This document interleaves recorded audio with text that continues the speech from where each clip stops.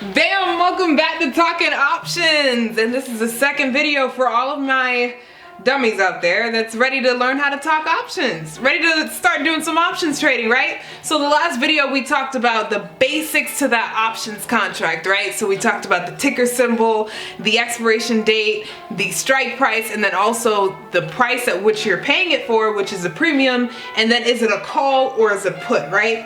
Well, one key way that I like to break down options is I like to break it down in two. You got long options and you got short options. So right here, I'm gonna write the first one because this is what we're gonna talk about. This is how you get your money long. Talking about them long options, right? Okay, so when we're talking about long options, one of the key things to keep in mind and to know is that you are buying outright. So what does that mean when I say that you are buying outright? You are putting your money at risk. You're saying that I'm gonna put this money up and I believe that this underlying is going to go up or it's going to go down. Now a lot of people typically understand this because this is already what you're doing if you're trading Forex or if you're trading stocks.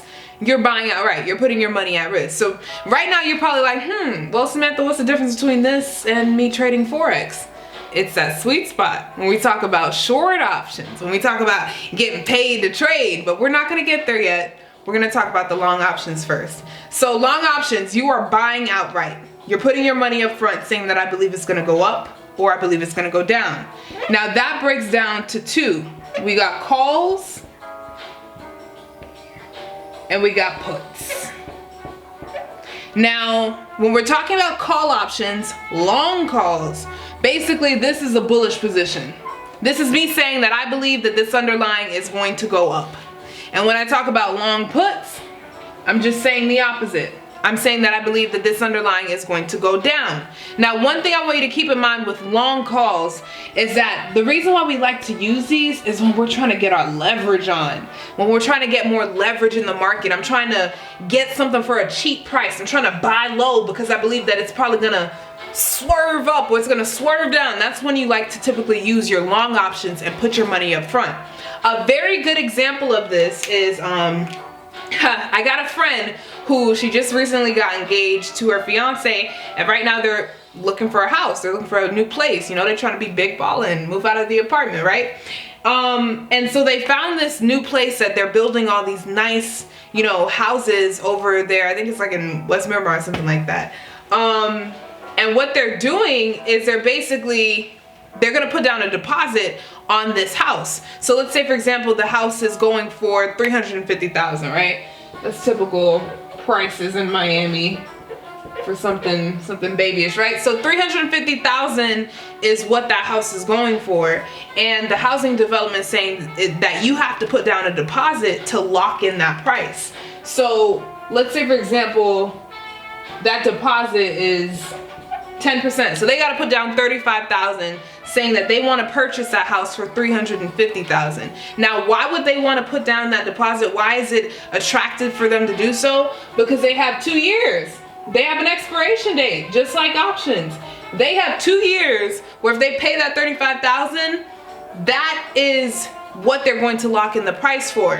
Why is this important? Well, in the next 2 years, what are they going to build around their house? Are they going to have a dump across the house? Are they gonna build liquor stores, or are they building a new school, a new park for when they have kids? These are the different things that you have to consider. Let's say, for example, they build a brand new stadium a mile or a block away from their house. Well, what is gonna happen to their price?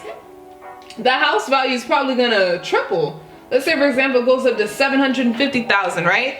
But they locked in that price between those 2 years for $35,000, and now they say, what? You know what? They're gonna build a new stadium there. I think we should go for this, especially since we already locked in the price. So because of that, they go ahead and move into that house, and now the house is worth $750,000. Bam! Just like that, they made over $400,000. That's what we talk about. This is the sweet spot when we're talking about long calls. Being able to lock in price when it's low and it's cheap, and then getting that good profit, that unlimited profit. That's the next part I want to put here.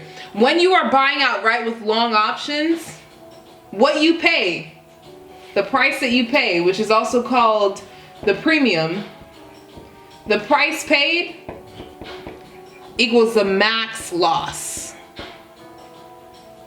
That's very, very important to understand, because that means that if I put $35,000 down on this house, that's the max that I can lose.